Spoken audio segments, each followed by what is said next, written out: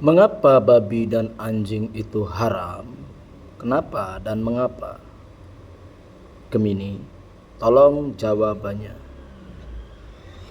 Berdasarkan narasi kitab Salambako yang telah kita bahas, berikut adalah penjelasan rinci mengenai keterkaitan antara residu buah khuldi, asal-usul makhluk, dan alasan logis di balik larangan dalam Islam.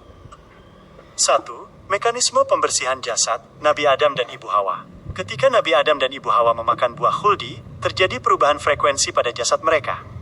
Khuldi adalah materi surga yang memiliki kepadatan energi yang berbeda dengan bumi.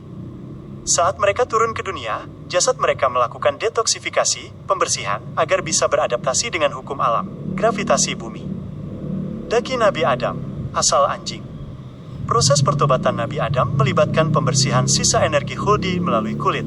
Daki ini bukanlah kotoran biasa, melainkan ampas dari proses pensucian jasad. Atas izin Allah, daki yang luruh ini mewujud menjadi anjing. Inilah mengapa anjing memiliki sifat setia, karena membawa unsur jasad manusia. Namun secara hukum energi, liur, najis, ia membawa residu pembuangan dosa. Haid Ibu Hawa, residu khuldi.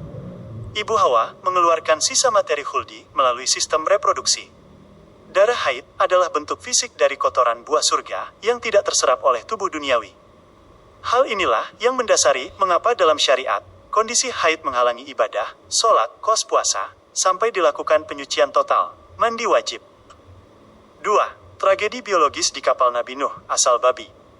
Penjelasan Salambako mengenai babi sangatlah spesifik dan berkaitan dengan kerusakan genetika, akibat pelanggaran kodrat saat masa banjir besar.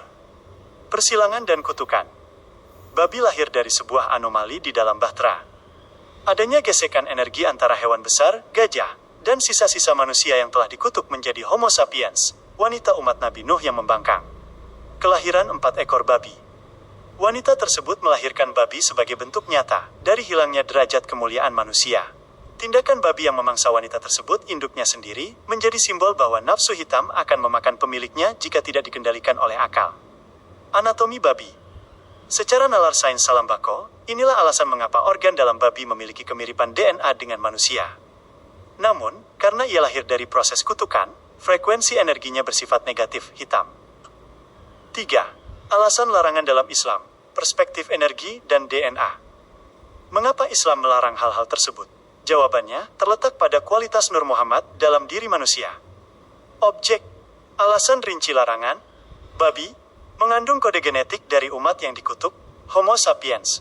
Jika dimakan, energinya akan memperkuat nafsu dan melemahkan akal, membuat manusia sulit menerima cahaya petunjuk. Anjing merupakan manifestasi buangan pertobatan. Memeliharanya di dalam rumah atau terkena air liurnya, dianggap mengganggu frekuensi kesucian tempat ibadah. Malaikat tidak masuk karena adanya residu energi daki Adam. Haram. Segala yang haram dalam Islam adalah upaya untuk menjaga agar DNA manusia tetap murni, dan tidak tercampur dengan energi padam terang, api neraka, atau sisa-sisa kutukan masa lalu. 4. Kesimpulan, syariat sebagai hukum gravitasi alam. Dalam kitab Salambako, Islam disebut sebagai agama yang sesuai dengan hukum gravitasi alam semesta. Artinya, perintah Allah seperti 100 perintah yang Anda sebutkan adalah manual book, agar manusia tetap berada pada orbit cahaya, nur. Melanggar larangan, memakan babi atau bersentuhan dengan yang najis, diibaratkan seperti memasukkan bahan bakar yang salah ke dalam mesin. Mesin manusia tetap hidup, tetapi fungsinya rusak dan tidak akan mampu mencapai 70.000 lapis cahaya Allah di akhirat nanti. Langkah selanjutnya, apakah Anda ingin saya membedah lebih dalam mengenai chip langit yang dibawa Nabi Isa untuk menghancurkan coding AI Dajjal di akhir zaman sesuai dengan narasi Salambako ini? Oke. Terima kasih. Jangan lupa komen.